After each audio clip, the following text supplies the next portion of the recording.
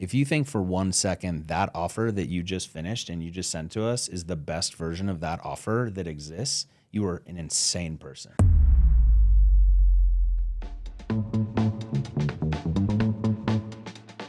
Welcome, affiliated listeners, to a very, very special podcast episode. I feel like I say that every time, but today I mean it more than normal. So we are actually in beautiful Sun Valley, Idaho, in the Clint Eastwood suite. So the good, the bad, and the ugly we share today. We are unforgiven in what we are thinking about, and we're going to cover some $1 Million Baby subjects. Yes, those are 3 titles to Clint Eastwood movies. I am joined by the wonderful, the immaculate, and the beautiful co-host, Thomas McMahon. How are you doing today, Thomas? You're feeling very sunny today in Sun Valley. I like it. Yeah, exactly. We both had a nice drive at Independent Times. And we actually, today, we're going to be joined by one of, I think, the smartest media buyers I've ever met, a truly brilliant person and somebody that's been a massive affiliate on ClickBank in actually 2 different periods. And we're going to discuss some great things about Facebook, Meta, whatever you want to call it, Zuckerberg's baby, and actually the differences that we've seen from 8 years ago on Facebook with ClickBank to the success you could be having today. And that is Jason Kutasi. Jason, how are you doing, man? I'm doing really well. I'm sitting in the Clint Eastwood suite in Sun Valley, Idaho. I know. What could be better, right? Look at us, right? I mean, Look at us now. This could be my room. That would be slightly better.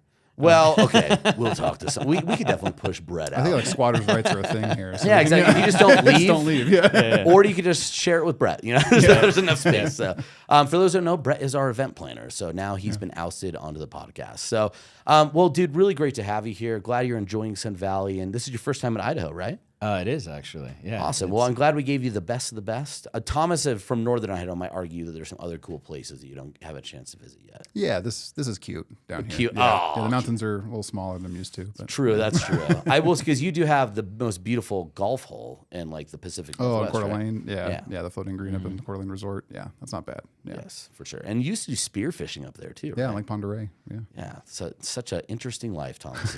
So, well, less on spear fishing. We will get really try. Well, first, we like to start every single episode off when we do them in person because we know a big part of this industry is networking, and networking is facilitated by liquid courage and alcohol. So with that, we actually have, I don't know if we could show this on the camera. You want to highlight that up, Thomas? This is actually for a ClickBank Diamond event with our top clients, the top producers on ClickBank. We have a special champagne that we'll be drinking. So let's do a cheers to Meta and ClickBank. And to Jason for joining us. Oh, thanks for having me. huge January. Just feel Room temperature, just how I like yes. it. Yeah. Oh, nice. delightful champagne that isn't cold at all. Actually, it's kind of some apples. That's not too bad, right? I know some fruity tones in there. Good. Anyway, less on talking about wine or champagne, but what we want to talk about today, Jason, is it's really unique because you went through a period of being one of our top media buyers about 7, 8 years ago on ClickBank. Yeah, something like that. And then went an absence as you had a publishing company doing children's books, which, funny story, I know I've told you before, my mom bought one of your books for my kids at Christmas one year. And I remember like looking at your website and I was like, I know that book. And I actually talked to her about it. She's like, yeah, no, I saw these ads. It was really cool and bought them for our kids for Christmas. So did that for a long time. Then recently have come back in a big way on ClickBank. So what I really wanted to talk about today is kind of talk a little bit about what's changed, what's been a little bit different from that period of time. So before we jump into that though, I want to, if you give us a quick abridged version of just kind of your history and what led you to media buying in this whole affiliate marketing world. Yeah, so I most of my career still is in finance. So hedge funds, private equity, REITs. I mean, as you'll find, and you guys probably know, most of the big media buyers are very analytical by nature. Mm-hmm. And so it's not the brandy madmen, I think, that most people think. Yeah. Not Dom Draper's, more. Yeah. Oh shoot, why can't I think of? Those are the big agencies serving the big, Some big media buyer, so or not media buyer, some big tech finance guy. Yeah. Anyway. Yeah. So I got in, as many people did, into the affiliate world through Jason Akatif. And I had exited a business with my partners to Capital One, which is a digital marketing platform using QR codes, which were not a thing. I was going to say, so it was bleeding edge QR codes. Yeah, and so like we built a lot of things that people take for granted in the Facebook platform today. Oh, wow. And so anyway, so that got exited to Capital One. Didn't know what I was going to do next. I knew Jason Akativ. He said, "Why don't you come here, teach some people some things, buy some time till you figure out what you want to do next." And my eyes were open to the affiliate world, and I was like, "Oh, these guys are making serious money." And so at that point, I was in a business development role, and I had this thesis that I was like, if I can write a pre-sale that will increase the conversion rate, then those offers will perform better, and then I'll make more money. So that's true. But what I was making with that lift versus what these affiliates were making was like, dollars versus pennies. And so I also found out that I'm actually really good at copywriting. And I didn't know that. And I'm actually way better at copywriting than I was at finance. Interesting. And What do so you think that is? I don't know. I think so. I've thought about this many, many times over the years, and I think that some of it comes down to like, in elementary school, some kids are just faster than others, and you're like, you're both little. Like, why is this kid just faster? And I think some of it comes down to just your innate ability. Like, I didn't read a tremendous amount in school. You were reading Ogilvy when you were doing No. management. Yeah. No, I've only met one person that has done that in their entire life. Like, yeah, I think the other piece is I was very good at sales. And so this type of copy is very salesy, and salesy is, to be good, is typically story driven. That's And human psychology at the end of the day, right? Yeah. And so, so anyway, so I did that, and then I was like, oh shoot, like we could be affiliates, or I could. So I did that. I jumped into that pretty hard. Fast forward 2 years, I was the largest advertiser on Yahoo Gemini. Before, yes, this was separate from Taboola years and years ago, running 10-cent desktop clicks. oh my gosh.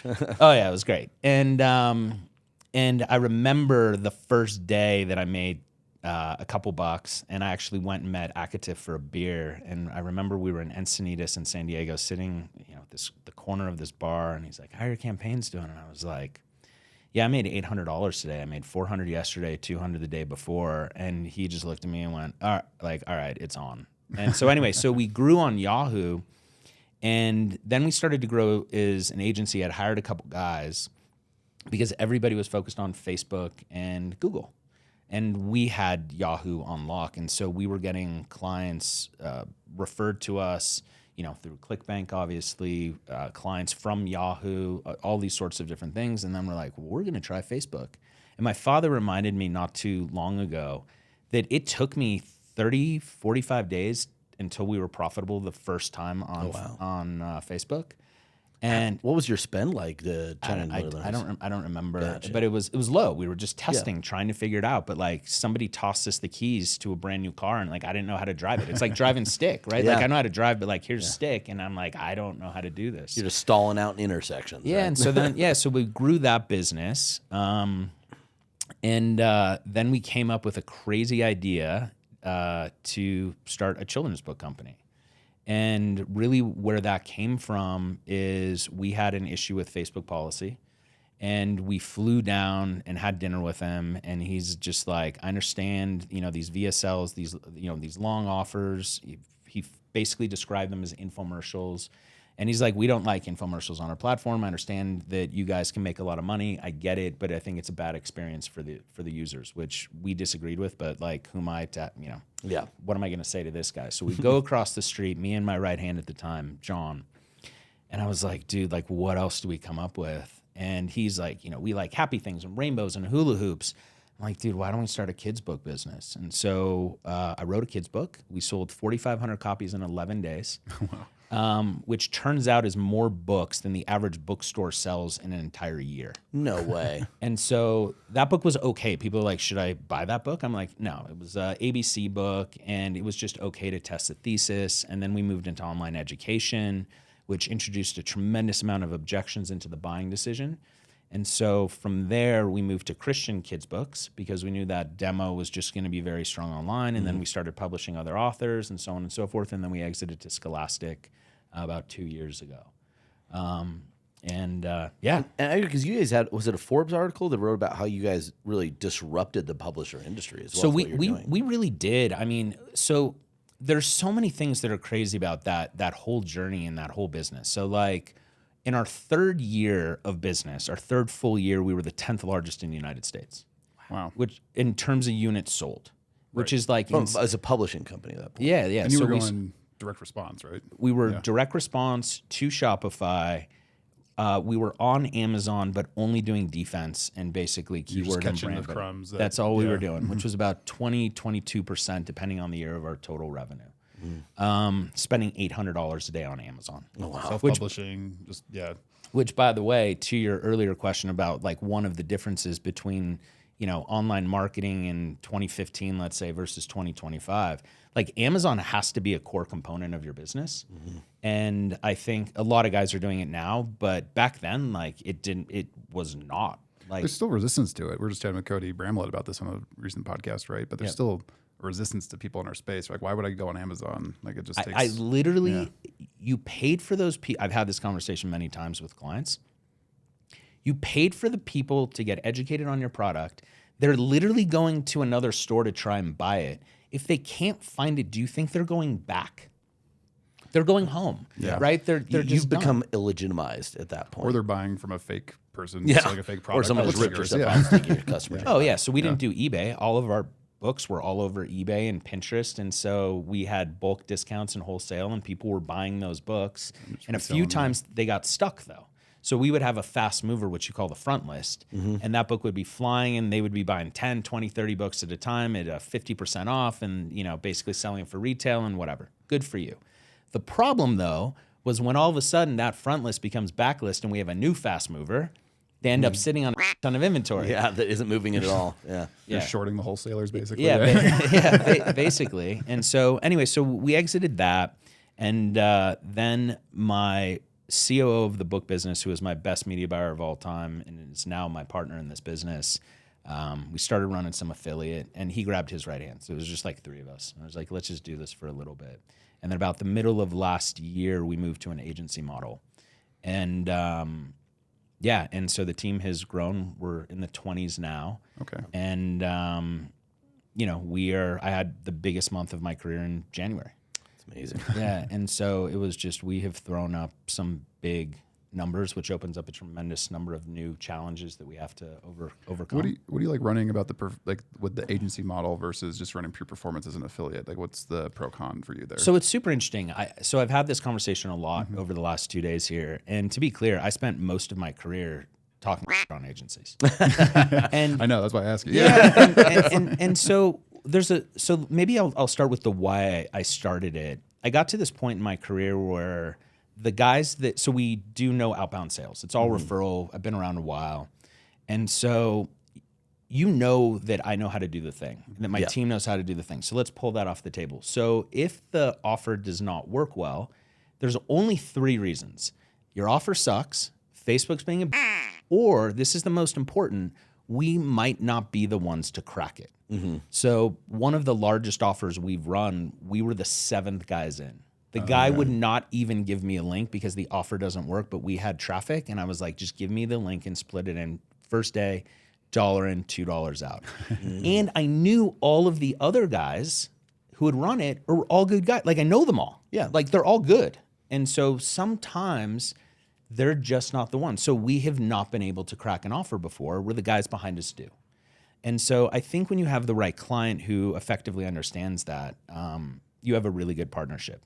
But back to your point, Thomas, about like, why is agency a thing? Like, why did we even go into it? So the impetus was, I'm tired of the highs and lows. As an affiliate, if you are good, you will make more money than an agency, for sure. The margins that you demand are higher and so on and so forth. But I got tired of the up and down. Wake up and you look at volume or Red Track or Click Magic or whatever it is that you're on. And that volatility, I just didn't want at this point in my life. Too much feast or famine, essentially. Yeah. And so, but then a couple things happened that were not expected. So the first thing is our performance actually went up. Really? On the agency side? On the agency side. So this is wild. By the way, same people.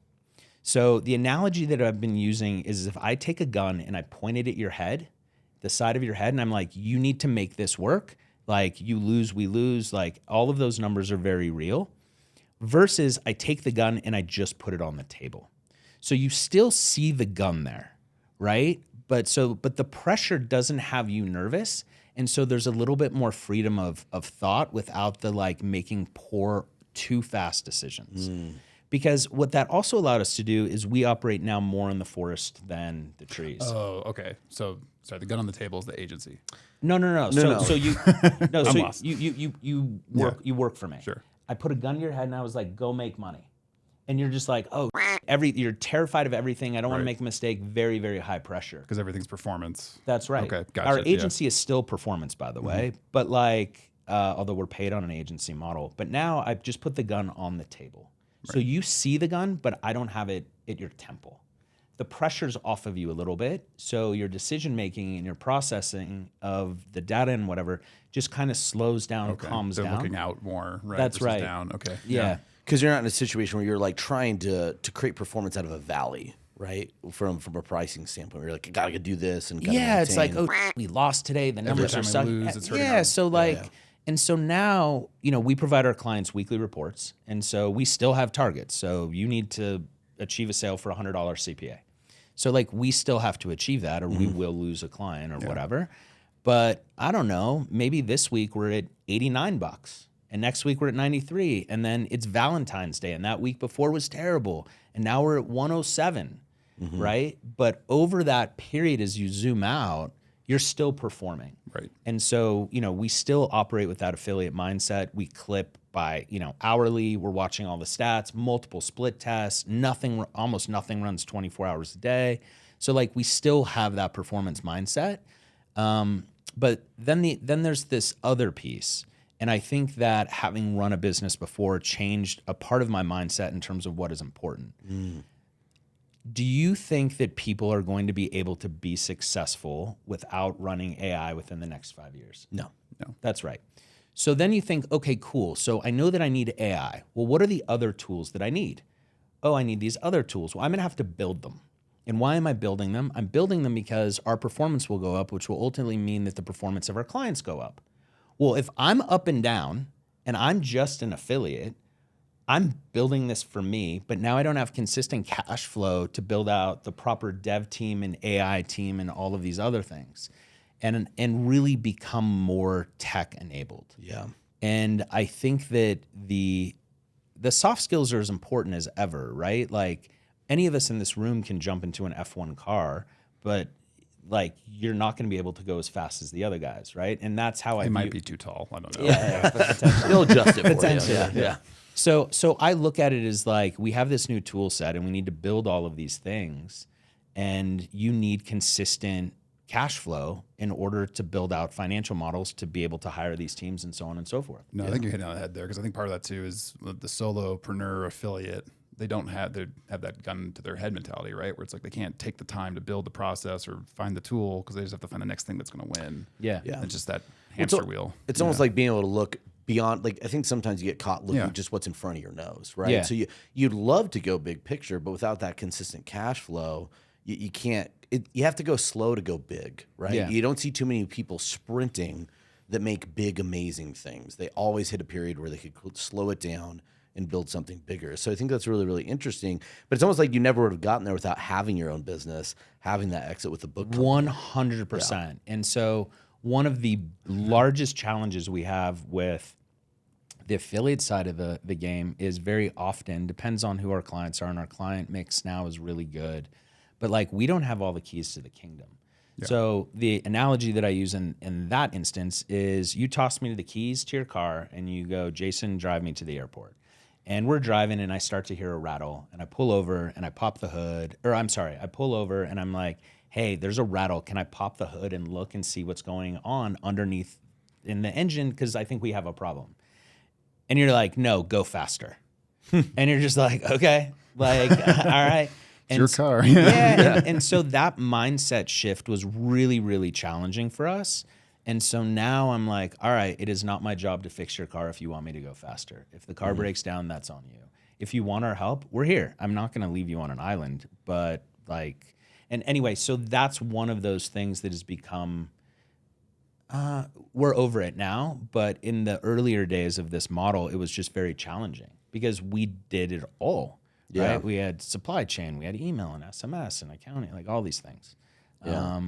Anyway, so we got into this model, and it's been great. I really like it. Well, first, I do have to say, I could tell that you've really embraced your Texas roots from moving away from California. Is use a gun metaphor with the first thing. I was like, well, you're really getting there. But Note to no. self, not work. I'm not going to work for Jason. Yeah. anytime soon. He's got the cowboy boots, guys. It's a real thing. But no, I really, so essentially what you're saying is like that idea of when you move to this model where you're on the affiliate side, you are so oriented around peak performance for the car when you have it. In this model, it is like, hey, we're taking your business with all our skill sets and everything we know, but you know, you're not the full driver. You're a driver of a section, but it's their decision making. So that's got to be kind of a shift, I'd imagine, for sure. Yeah, and so it's been, it's been great, and there's a lot of top affiliates here, and I'm not saying our way is the way. Very far from that, actually. Well, as you talked about why you hated agencies before, it takes, I think, a big part is you have to be at the right place with the right mindset and the right skill set to make that successful. Like, we've all seen the agencies that don't work out, and that they're maybe great affiliates and media buyers that think, I'm going to start an agency. And, there's a lot more that goes into it. Well, I think a lot of them, like, they go into the agency model because it's an easy way to make money. I'm just going to get a percentage of what you spend. And they're in a churn and burn model. And then if you think about how do I make more money? Yes. Client acquisition business, not a... That's exactly, that's exactly right. But like to create enterprise value from an agency, you need to be in a client retention business. Yep. And so they're just churn. Let's get more people, more VAs, and let's just get more. And performance is not the primary focus. It's hard to scale an agency because you're reliant on your bottom line talent, right? It's like, if you can't scale your bottom line talent to produce the results for your clients, things get hairy really quick. They do. And so we have had cracks in the process. That is my core focus today. It has to be in your position. That's all I talk about is just sort of the process. And where do we... I have this thing that I've been talking a lot about recently within the team that is critiquing versus coaching. Interesting. And I was just talking to Obi about this earlier today. And so the analogy is that in high school, you turn in a paper and Mrs. Johnson takes a red marker and she just puts a bunch of red marks on this thing and then kicks it back to you in hopes that you learn. I mean, Miss Johnson, all those red marks. But really, then there are those moments when you were struggling and you went in at lunch or before school or after school and she gave you an extra hour focused on your deficiencies, the coaching piece, and you come out better the other side. Well, I was a creative writing major in college, and I really appreciate that process because a big part of that was you bring your work to your peers on whatever homework assignment or whatever kind of writing project you're doing, and your peers are the ones kind of tearing you apart in we call it critical feedback. Yeah. Right? And some of it's good, some of it's bad, right? But you learn how to give feedback in a way that's not just critical, but it's like, here's what I think is not wrong with it, but here's what problems I'm having with your work. In a creative environment like making ads or copy, it's super valuable to get that from your peers in the field because you hear opposing views too. One person really likes this, one person hated it. Yep. And you can kind of take that and weigh it, or someone like yourself in leadership or the professor can really kind of help tip the scale at the end, go, well, here's what I'd really think about. And it helps you develop so much faster in that creative environment. So much faster. Yeah. And so, and I think a lot of people, independent of the affiliates or the industries sort of in our world, but I find this to be true with other friends and other businesses and just random ass verticals. Like, don't critique coach. It actually takes less time and your output is going to increase exponentially. Yeah. Well, I think one of the things that's great is, so I worked before I started ClickBank, we worked at a company called Clearwater, and they had a culture built off that, like where it wasn't critiquing, everything was coaching, and it created a freedom of mistakes. Yep. In terms of, I think it's one of the most powerful things because you didn't worry about what you didn't know, but you were excited about what you're about to learn, and you would be so creative, and you'd come up with such awesome stuff. Now, some of those awesome things you would really make big mistakes. I can tell you some of the biggest professional mistakes I've made in my life was when I worked there because I tried to do something that I probably shouldn't have, and damn did I not learn a ton through that process. And no one made you feel like you were about to get fired because of it. It was all coaching afterwards. Hey, what happened? We made a mistake. That's fine, right? It's the I can't remember. I'm like blanking. I could see his face. Oh, Jocko, right? He always says like, "Hey, it's been this huge mistake happened. Good, right?" He does that whole little snippet. But I think that's the whole difference of coaching versus critiquing. Critiquing creates an environment of perfection, but that's also a safe place. I'll only go to what I can make perfect. I don't want to step outside. Yeah. Coaching means I want to stretch myself to grow. So I that's think awesome. also in this business, the way that Facebook changes and all the traffic sources, YouTube, like whatever, just pick one. They change so much. The only way to be successful is to have people on your team who have some freedom of thought to just sort of work through shit and figure it out, because the way we run today is not how we ran yesterday, and I can promise it's not how we're going to run tomorrow. Yeah. A great example of that is the number of the creatives that we test now is way higher than it's ever been. And so the thing that we constantly are testing, I'm actually running this project myself, but if I can go make 10 headlines and 10 ad texts and 10 images, like how do you test that efficiently?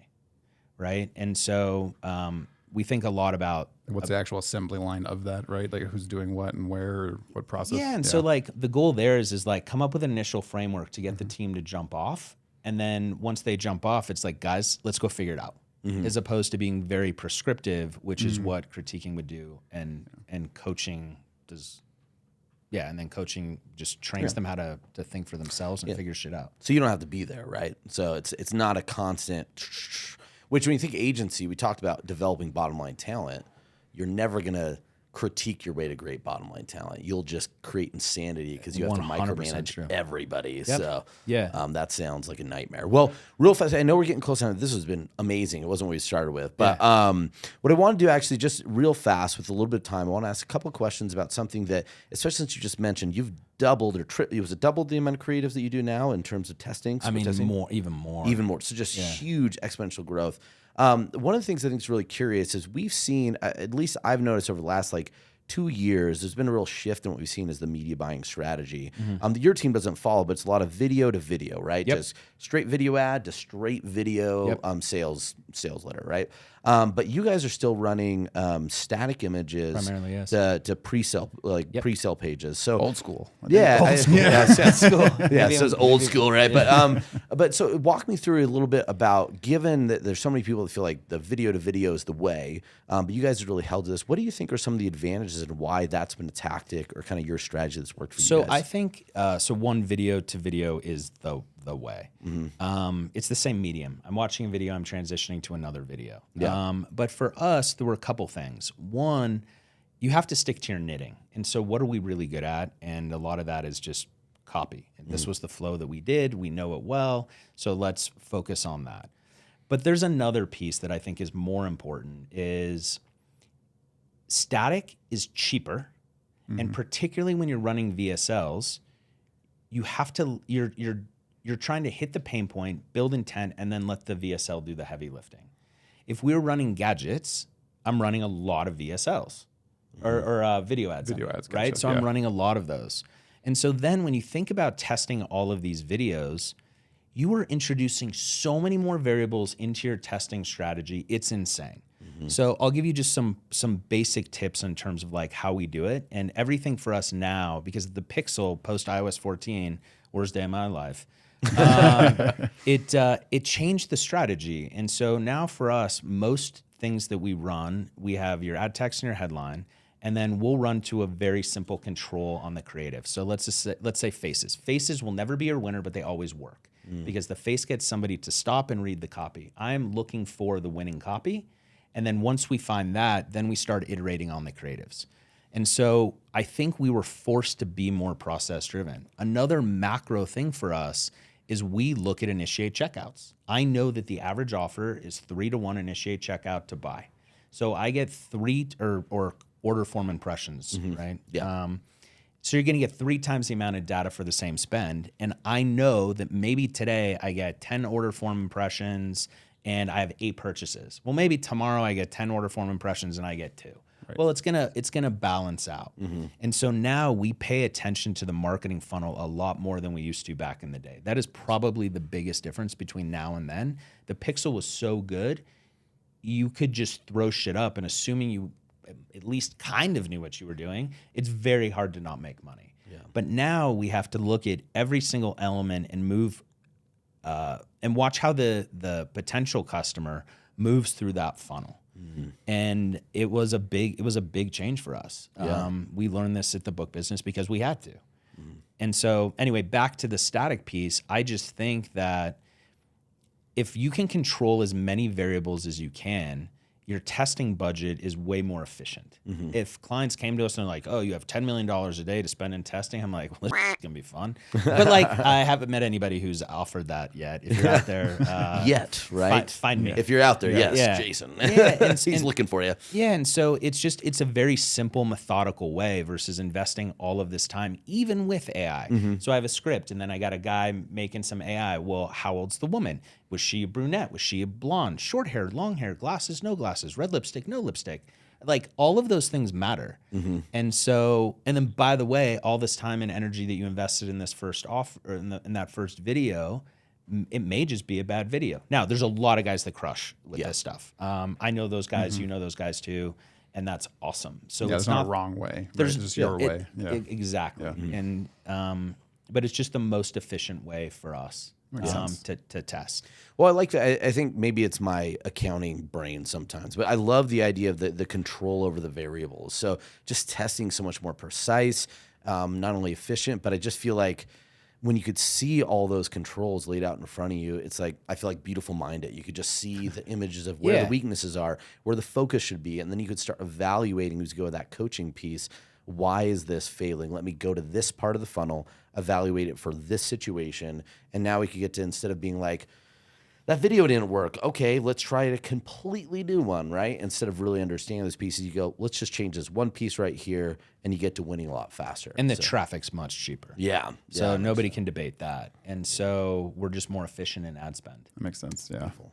We'll love that. Well, we're getting close to time, and this has been fantastic, Jason. So what a great conversation. Great information. What I want to give you, I want to give two more questions or two more opportunities here, and then we'll be done. And they're going to be quick ones, right? So the first one is just, I know obviously right now your agency is doing, it's just on fire. I think you even are at a full client load, or at least close to that. But for those people that are listening to this and like, man, I got to work with this guy. What is the best way to reach you, and what kind of clients do you want to work with? Who do you say is the kind of person you want to work with? Besides a $10 million testing budget, we want to talk to you. Yeah, so LinkedIn or somebody I know is all. Referrals are great. I've been around a long time. I can't Email affiliated at ClickBank. yeah. Email you guys. Most affiliates are no more than 1 degree of separation from me. If you've been around for a little bit, so that's the easiest. The ideal client is really interesting because that has shifted actually as we've really defined who we like to work with. I think the first one is I like people with multiple offers, because now we have client retention, which is separate than offer retention. What that also means is if they give us an offer for, an apple, right? Like we sell apples, and I'm like, hey, like we're having a really hard time. Like this isn't working. Like they're going to go, cool. Well, here's our banana offer. Right. And so you still maintain that relationship with them as they kind of move through those offers. What we found is that a lot of people who have a single offer, if that offer doesn't work, they can't pay their mortgage. And so the pressure is very, very high. The second piece is we prefer people who work their offer. If you think for 1 second that offer that you just finished and you just sent to us is the best version of that offer that exists, you are an insane person. Now, that's fine. It might do good enough, and it might do good enough to support your life and so on and so forth. But if we're going to invest all this time and energy into testing and optimizing on our end, and you don't, that's not a partnership. Yeah. And then I think this is a sort of subtle piece of it, but people who run, it sounds so dumb and so obvious, but like guys who run their business like a business. Right? Listen, we've been with the world long enough that it's like amazing how many times they're like, wow, it's amazing how much money you make with being not a business owner at all. It's wild. So I get that. And so it just comes down to we're in this unique position where we have the ability to work with people we really enjoy working with. And that doesn't mean that we crack their offer. That doesn't mean that their offer doesn't scale. But give us enough at-bats, at some point, something's going to connect, and we'll be straight over the center field wall. Yeah. It's kind of like the adage I hear a lot with like angel investors. I invest in the CEO, not the product, right? 100% the person true. will get there. And if you put those two great people together, magic is inevitable. But timing's just more a function of a lot of work and luck, right? But you know that it'll happen. So that makes a ton of sense. Yeah, I do a lot of that now. And we had a brilliant deal just move across our desk. And I don't have confidence in the CEO, but that product, I'll explain it to you guys after this. I'm like, this thing is about to be a rocket ship if they install the right team. And the risk in that deal is not the product, it's the team. Which sometimes is a bigger risk for sure. It is a bigger risk. Yeah, because people are tough, right? Yeah. So, well, the last thing is going to be even easier question. Right. So I just want, we have a lot of people that listen that obviously are very high level. We also have a lot of people here that are aspiring, right? They're in the grind. They're at the stages that you were many, many years ago, where they see affiliate marketing as an opportunity to go, holy crap, I might be able to change my life. So just for those affiliates and people that are in the early stages, they're kind of struggling with wins and losses in the media buying world.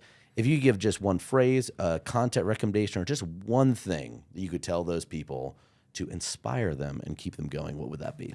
There's a couple things, but... No, I said one, Jason. Right. Well, they're related, but it really comes down to persistence.